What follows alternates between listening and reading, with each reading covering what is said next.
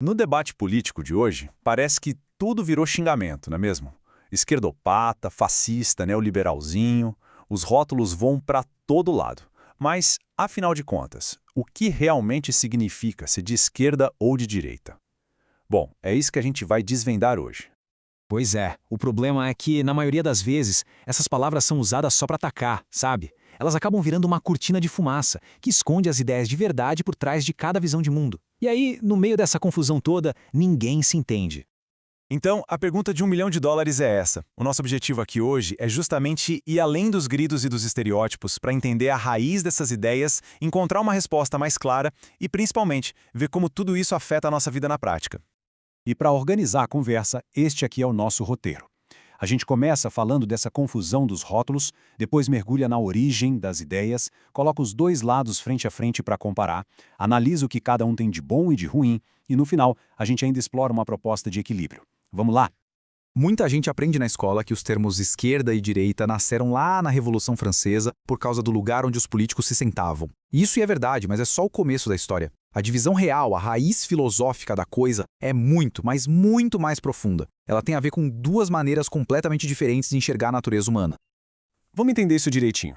De um lado, inspirado por filósofos como Rousseau, o pensamento de esquerda acredita que o ser humano é, na sua essência, bom. Então, a maldade, a pobreza, o crime, nada disso seria culpa do indivíduo, mas sim do sistema, de uma estrutura social injusta que nos corrompe.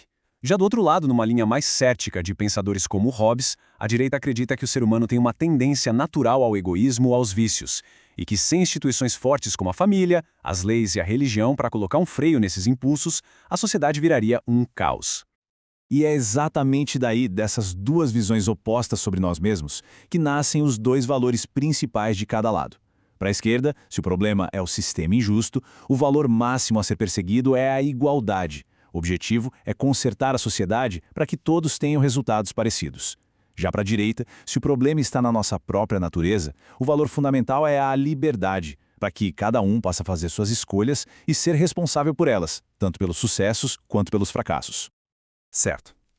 Mas como é que essa conversa toda de filosofia vira política de verdade? É agora que a gente vai ver como essas ideias se transformam em propostas bem concretas para a economia, para os impostos, para o combate ao crime, e é aqui que o debate costuma pegar fogo. E olha só como essa tabela deixa tudo mais claro. A esquerda, que vê o sistema como a fonte dos problemas, vai sempre defender um Estado maior, mais interventor, com impostos altos, para bancar serviços públicos e corrigir as desigualdades. Já a direita, que valoriza a liberdade, vai defender um Estado enxuto, com impostos baixos e a crença de que o mercado livre é o melhor caminho. E isso se reflete em tudo. Para a esquerda, a pobreza e o crime são problemas sociais. Para a direita são, antes de tudo, uma questão de responsabilidade individual. Faz sentido, né? Bom, mas é claro que nenhuma dessas visões de mundo é perfeita. Não existe um lado que só acerta e outro que só erra. Na verdade, as duas ideologias têm pontos fortes muito admiráveis e, ao mesmo tempo, pontos fracos ou pontos cegos que podem gerar problemas sérios. É fundamental a gente entender os dois lados da moeda. O grande ponto forte da esquerda, a sua maior virtude, é sem dúvida a sua preocupação com a justiça social. É uma visão de mundo que olha para os mais frágeis, que se indigna com a desigualdade e que luta para construir uma sociedade mais solidária, onde ninguém seja deixado para trás. Essa busca por um mundo mais justo é o motor da esquerda. Só que aqui surge o grande dilema da esquerda. Nessa busca incansável pela igualdade de resultados, às vezes ela acaba tropeçando na questão do mérito. Pensa nessa historinha. 2 amigos tiveram as mesmas chances. Um se matou de estudar e virou juiz, o outro só quis saber de festa. É justo que o juiz, que se esforçou, pague um monte de imposto para sustentar as escolhas do amigo? É uma pergunta bem difícil de responder. E aí, em contrapartida, a gente chega no ponto forte da direita, que é justamente a defesa da liberdade e da meritocracia. A ideia de que o esforço individual deve ser recompensado, de que o sucesso é fruto do trabalho e que cada um é o dono do seu próprio destino. Isso é uma força muito poderosa para a inovação, para a criação de riqueza e para o progresso.